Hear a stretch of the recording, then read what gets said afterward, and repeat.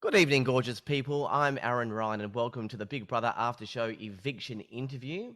Tonight, it was the end of the road for Tully. Tully was determined to allow herself to shine through, to go further in the Big Brother house than Drew, so be able to step into her spotlight. But unfortunately, that was not meant to be. I think this interview is going to be a little more Dr. Phil than Sonia Kruger. Tully, thank you for joining me tonight. Thanks for having me, Aaron. I'm excited to be here. Now, obviously, I have 5,000 questions for you, a few Drew related, but there wasn't many opportunities for the audience to see Tully. Everything was wrapped up in Tully and Drew, or Drew and Tully.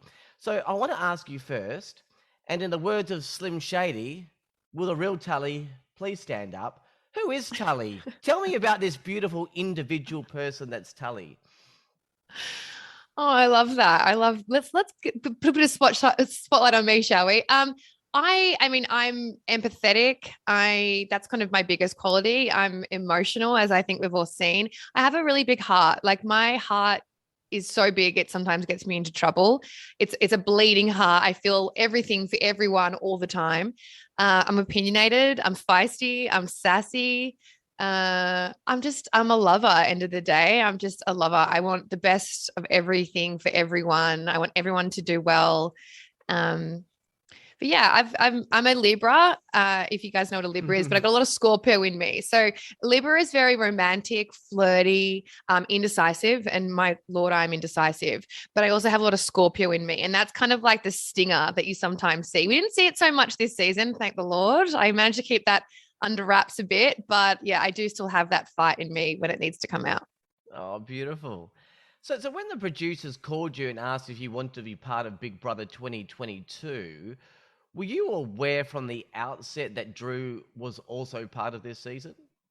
Absolutely not. Oh, I would have absolutely not. I would have bet my house, my life, I would have bet my car on him not coming back. I mean, I knew when they asked me to come back that there was I'm not like, there's no way they're just bringing me back on my own. That makes yeah, absolutely yeah. no sense to just have a bunch of new housemates and then Tully. Like that doesn't make any sense. If they're going to do that and just bring one old housemate back, it would be someone like Reggie, Tim, Yeah, yeah. royalty status. I'm like a D-lister ex-housemate.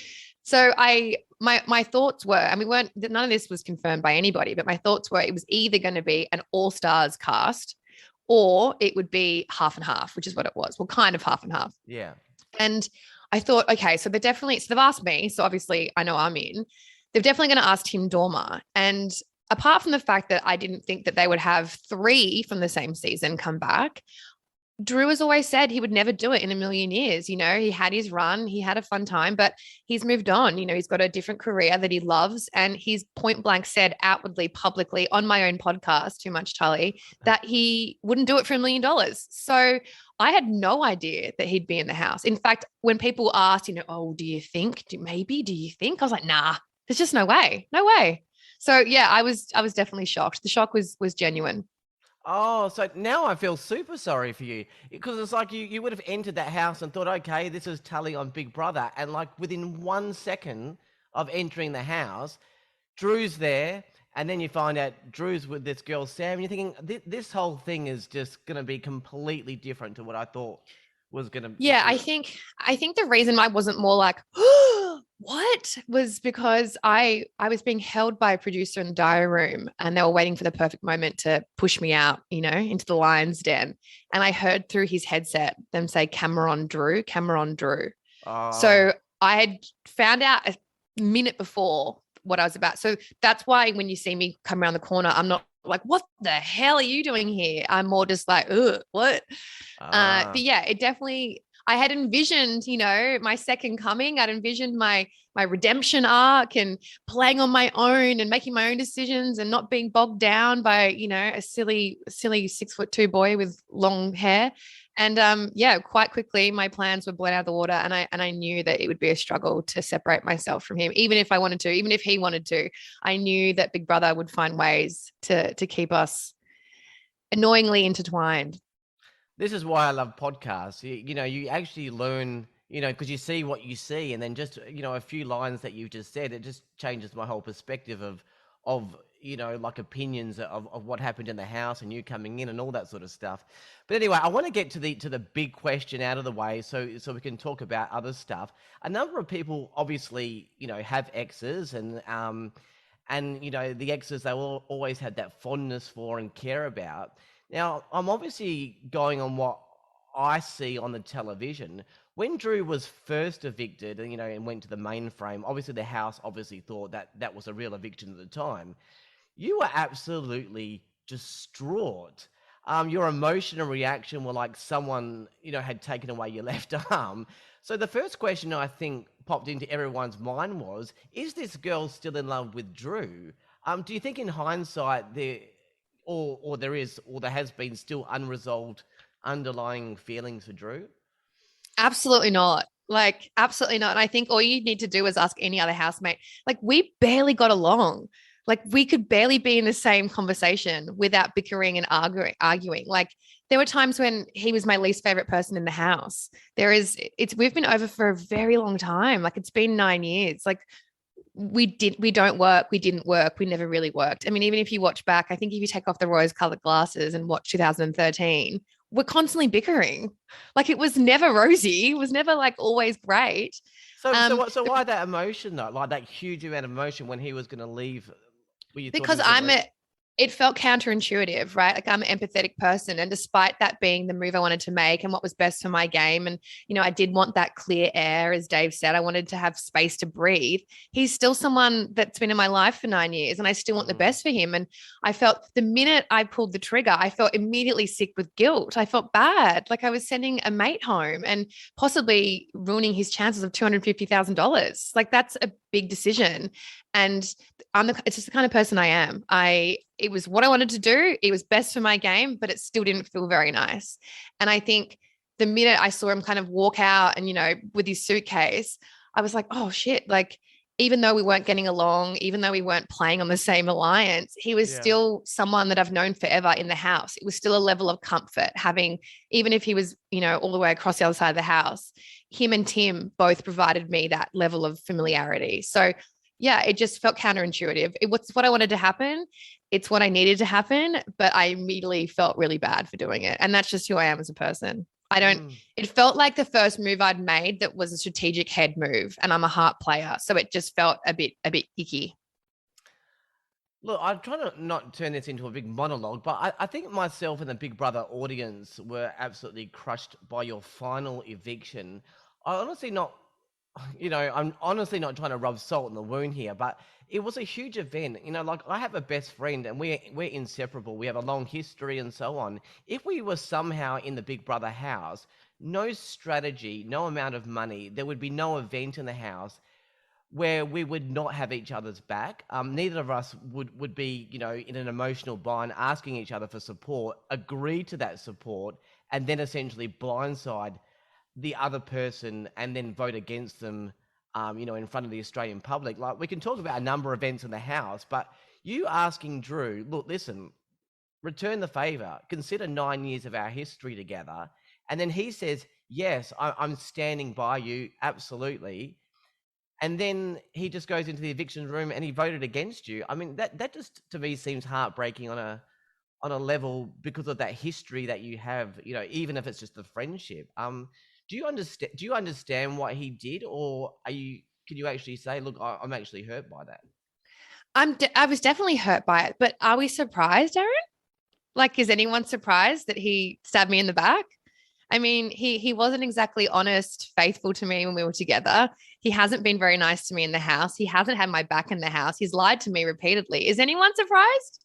I think that, I did try and pull him aside and get to him. I tried to sort of break through the game, I guess, and be like, look at me in the eyes. Like, we've been friends for 9 years. I've had your back in this house and outside the house. We've gone through heaps of stuff together. My mum passed away. We've gone through breakups. And as we all know, as we've all seen, I've had his back and did him multiple favors in there. I saved his girlfriend. I saved him. I did him multiple favors. And I was really hoping that I wouldn't have to ever come back and ask them for a return. I really didn't want to. I didn't want to have to rely on him. I didn't want to come to him for anything. I was really determined to play my own independent, fierce, strong woman and not need him at all. But I realized very quickly that day that I was going to need him to back me. And so I pulled him aside and I tried to get to him on a different level, the level of us in the real world after the game. And I said, look, I'm asking you to do this one favor. Can you do it for me? And I think what hurt the most is that he kind of left me in that initial chat in the treehouse. He kind of left me as like, look, if you can get the majority, I've got your back. Like, leave it with me. Had he just left it that and kind of been ambiguous, when he then stabbed me in the back in the eviction room, I wouldn't have been so shocked. But the fact that he took the time, that very last chat where he grabs me by the hands or whatever, and he looks me in the eyes and he goes, I've got you. And I'm crying because I'm so anxious and nervous about leaving. And he's like, I've got you, Tully. I've got you. Yeah. The fact that he did that, he didn't have to do that. He could have just avoided me and I would have been like, oh, well, you know what? He never gave me his word. He never promised me anything. So fair play. I just feel like that chat and the fact that he went to that extent, that's what hurt. But are we surprised? No. Are we surprised that Tim and Drew flipped on me? No, I'm not surprised. Yeah, I'm not really sure how to answer that. Obviously not surprised in the sense, Drew's done a lot of other things, but I think some people seem to have a baseline though. So you think, yeah, someone's likely, I would have said, yes, Drew would have done a million things. But at the end of the day, when he did say that to you, yeah, I've got your back and I'm with you. I mean, I did believe that because I think, yeah, I believed it too. Yeah. I believed it too. I went into that eviction room feeling pretty confident. And then throughout the chats and, looking around the room and people kind of avoiding my eye contact and a few things that Johnson was saying to me, I thought, oh shit, I'm being blindsided here. I'm going.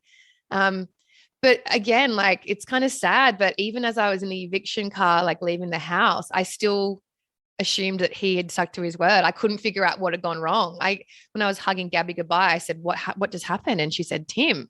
So I knew that Tim had flipped, but I couldn't figure out what had gone wrong. And it wasn't actually until the next day when I came back to the Big Brother compound to film some stuff and speak to producers that I realized that Drew had in fact lied to my face and stabbed me in the back. Yeah.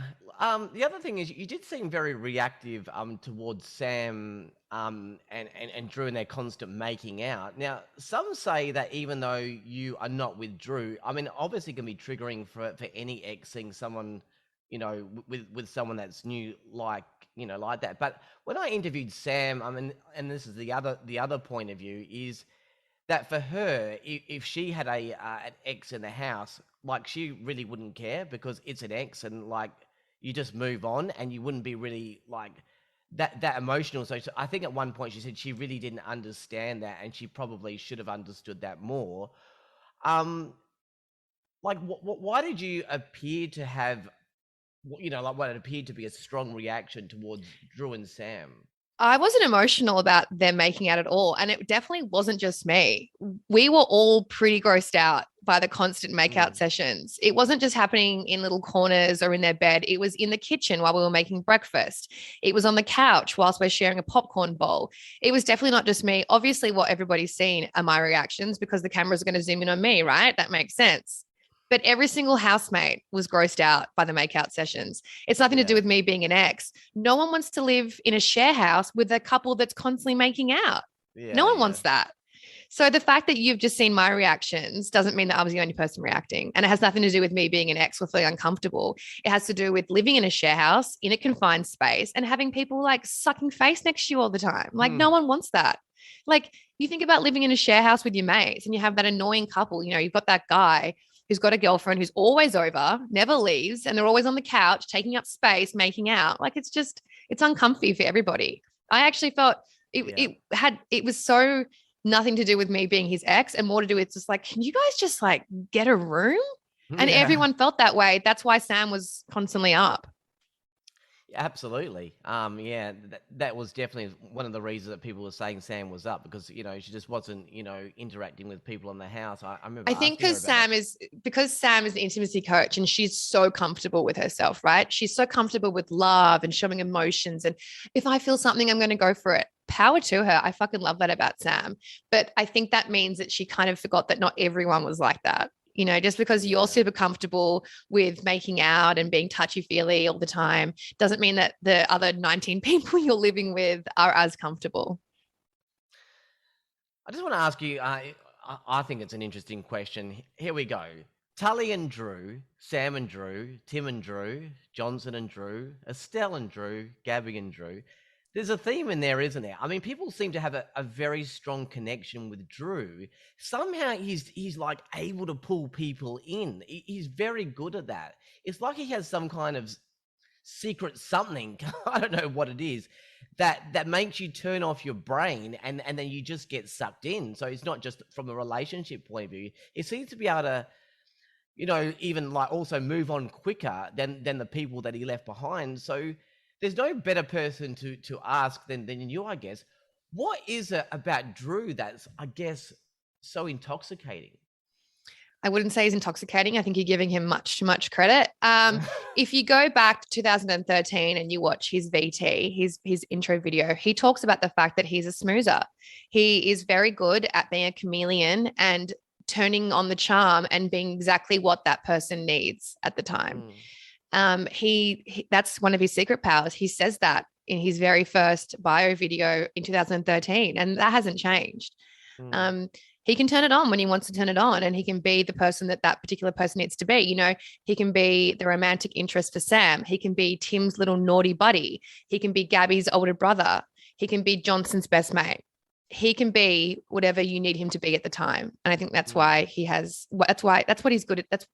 That's why he's good at the game. Like, he's got a strong social game, and that's just the way he plays it. Last, personal Drew question. Drew comes into other things because of, challenges and other things that went on. But from a viewer point of view, we thought Drew and Sam were equally, attracted to each other, couple in the house. There was that scene between Drew and Joel in which there seemed to be this deal that Drew essentially was allowing Joel to get rid of Sam because he couldn't. Drew then subsequently said that no, this was all misconstrued, but it's all come out later that was what Drew was doing. So, I mean, Drew more than most. Was Sam being used?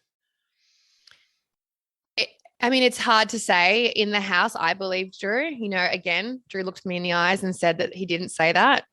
So I was as surprised as everybody else to watch the fact that he did. I was disappointed. I think that we always want the people we care about to do better and be better. I always give people benefit of the doubt, and I hope and expect that when they tell me something that it's the truth and that they have the best of intentions. So it was definitely, I wouldn't say surprising, but it was a bit disappointing to see that was all going on behind closed doors. And I felt for Sam. I really did. I messaged her that night when that episode aired, and I said, "Are you doing okay?" Because that was hard for me to watch. So I can't imagine how you feel. But whether he used Sam or not, that's not for me to say. It's something you're going to have to ask Drew. Yes, and will do. I'm sure he'll. I'm not sure how long he's going to last in the house now. Let's get hopefully not too much longer. Yeah. Let's get to some other things. This is still slightly negative though, but voted biggest whinger in the house. I mean, did that surprise you? And was it fair? Do you think that is how people actually view you? It didn't really bother me at all. And none of those, that doesn't bother me. I think that there was an ongoing joke. I have chronic headaches. I have been struggling with headaches since I was a little girl. And so I was often needing Nurofen or painkillers from Big Brother. So I was often like, "Big Brother, can you let me into the diary room? I have a headache." I'm not surprised.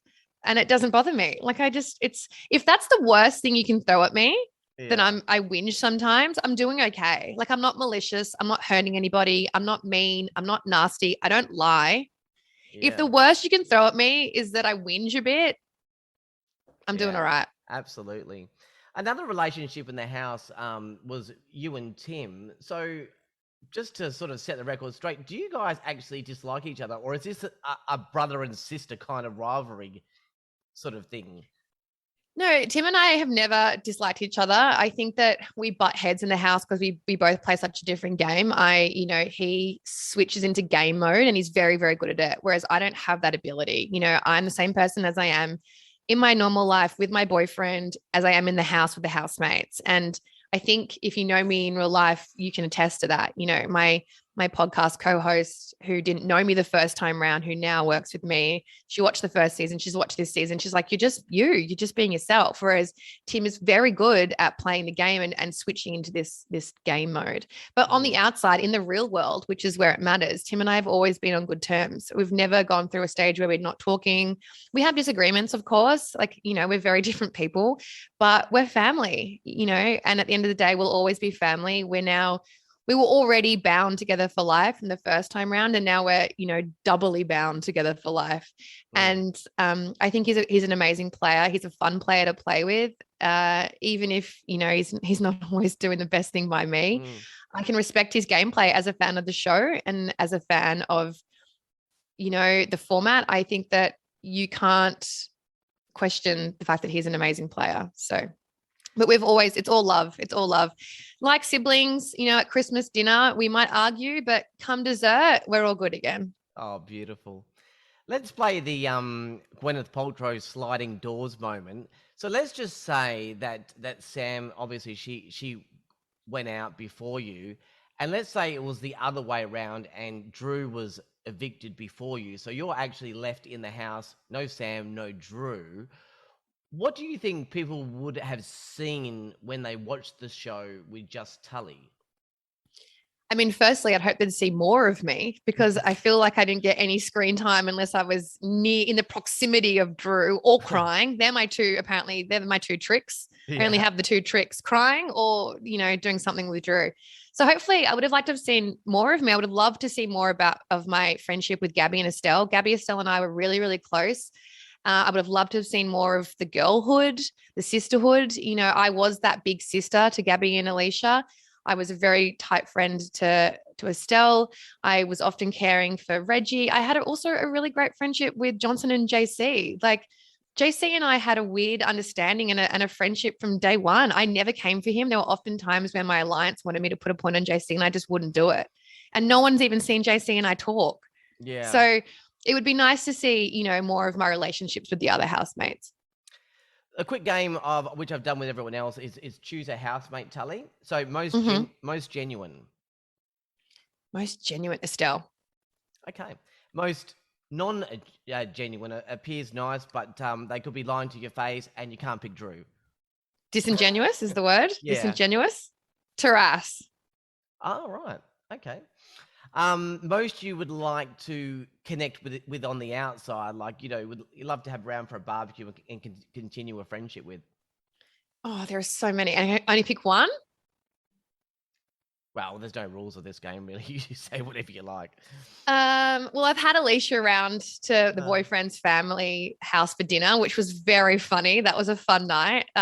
She's a lot of fun. And also Trev. Trev and I live in different states, so I haven't seen him since being evicted, but I would love to get Trev around for a barbecue. Oh, beautiful. With the newbies, who's the newbie housemate that you think could go the furthest? They're all playing a bloody good game. Like, I was blown away constantly by the newbies. I'm like, you guys have this. The numbers are so important this time around, right? I'm numbers dyslexic. I'm a writer. I'm a podcaster. I can write. I can speak. I cannot do numbers. And Alicia and Johnson were constantly, counting the numbers and placing them out and figuring it out. I was blown away by all the newbies. I thought they played a really great game. I think Taras, Johnson, and Alicia are playing bloody hard.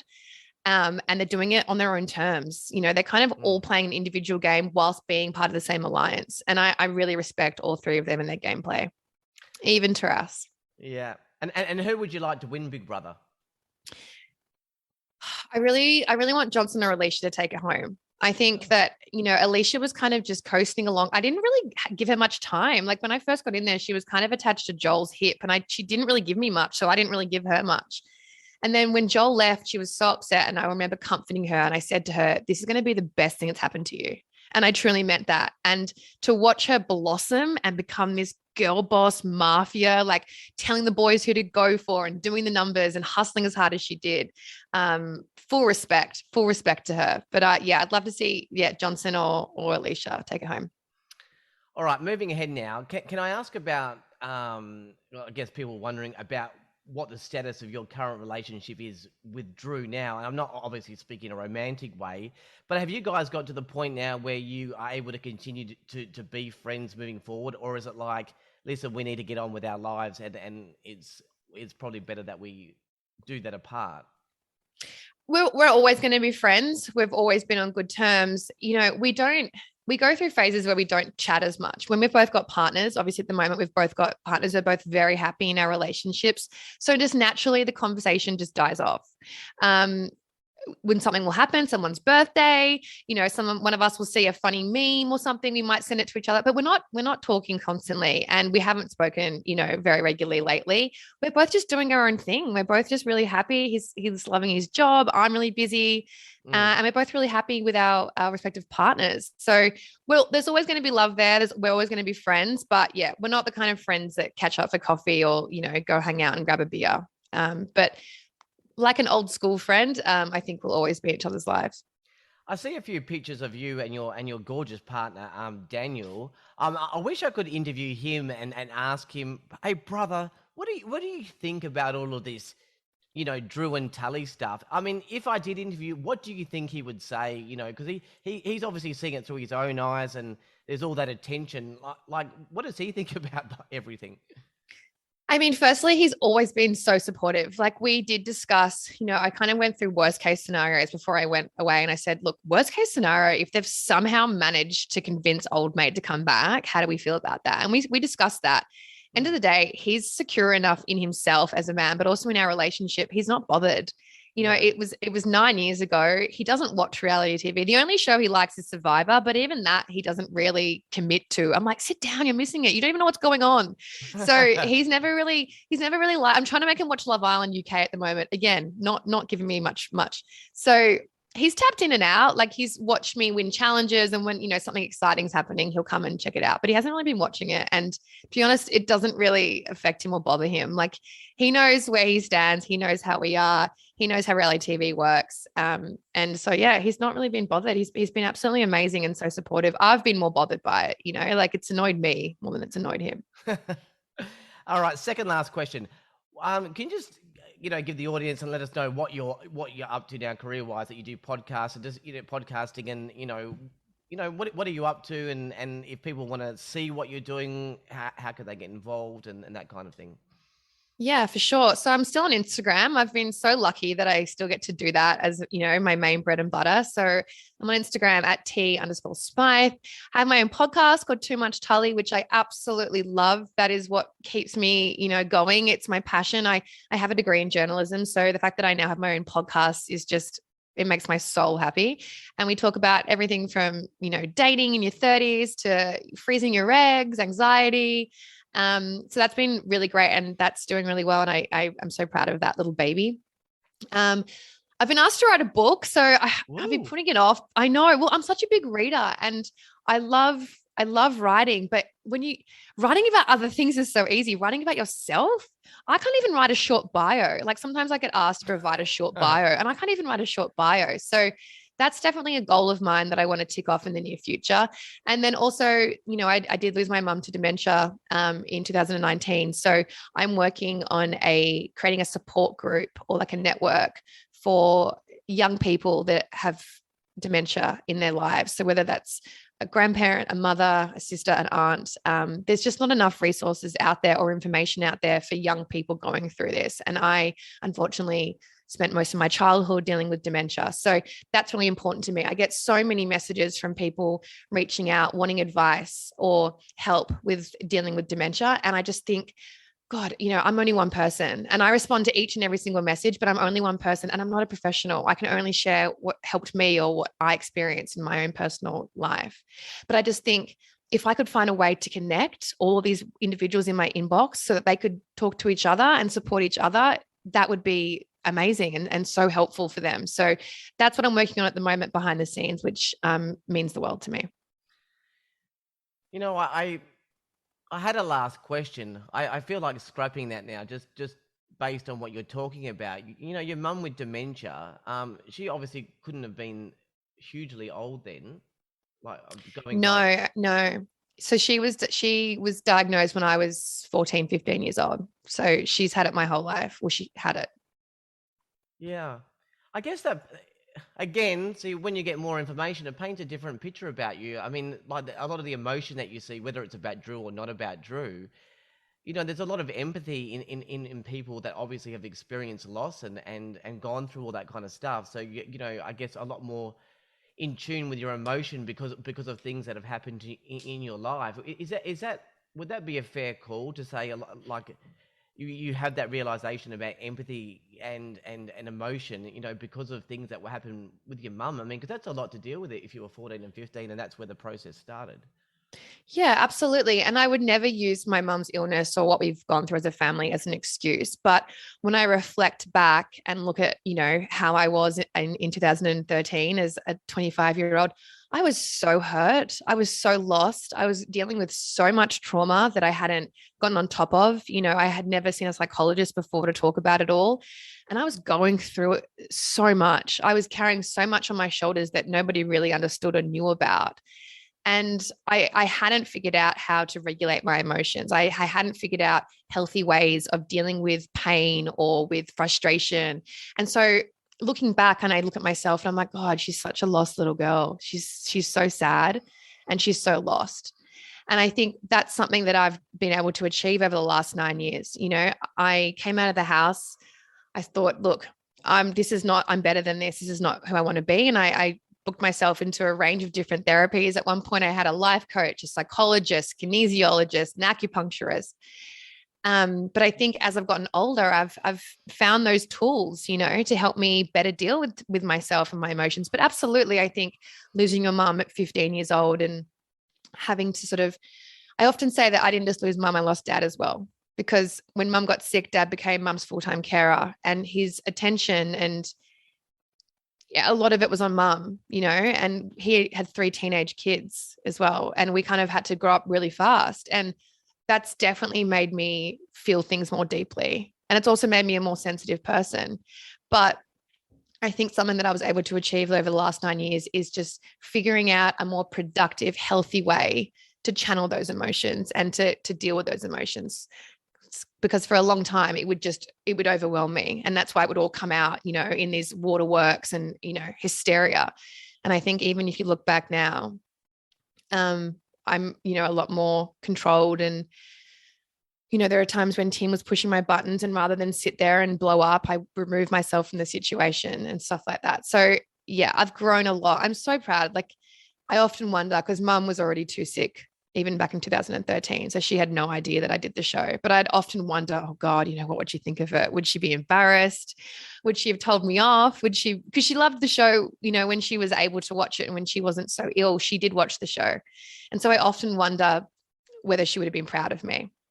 And there was this really weird, I'm not super woo-woo, but I'm much more woo-woo than I used to be. And there was this moment right before I went into the house, my phone, everything been taken away from me. And I was just told to kind of just sit and wait.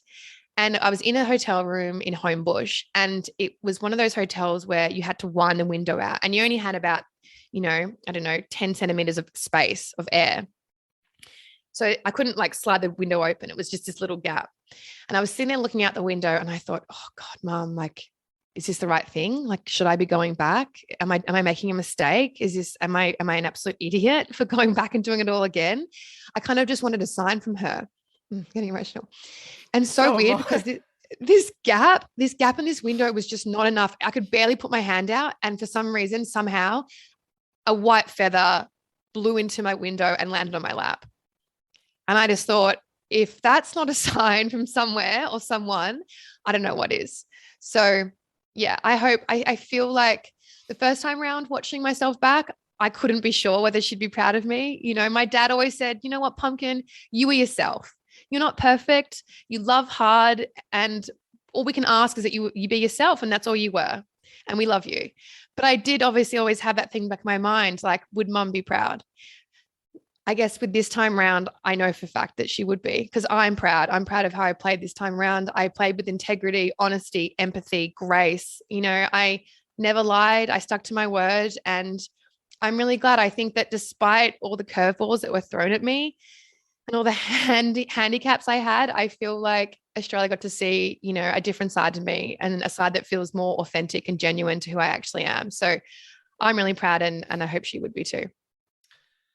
Yeah, I think as a fellow podcaster, one thing that you do in podcasting is research, and I think I'm actually going to kick myself uh, for not researching some stuff a bit more about you and about your mum, because this really is, you know, everyone's going to ask you about Drew and this and that, but I mean, actually opening up and finding about you, who you are as a person, compared to a very, very edited version of what you get, because sometimes 3 days will fit into 90 minutes. And I actually now, I would have done a whole different podcast. I would have spent 5 minutes on Drew and 15 minutes talking about all of this stuff that you're talking about, because this is the stuff that really matters in life. But anyway, some tough questions today. I hope career-wise and you moving forward, people get to see that Tully, without the shadow of what's his name, and Voldemort.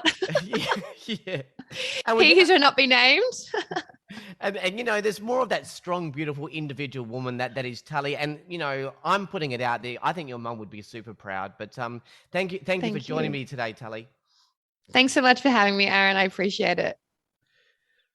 That was Tully, 11th evicted from Big Brother 2022. That's it for tonight. Thank you for listening. I'm Aaron Ryan. I'll be back with the 12th eviction very soon. Good night.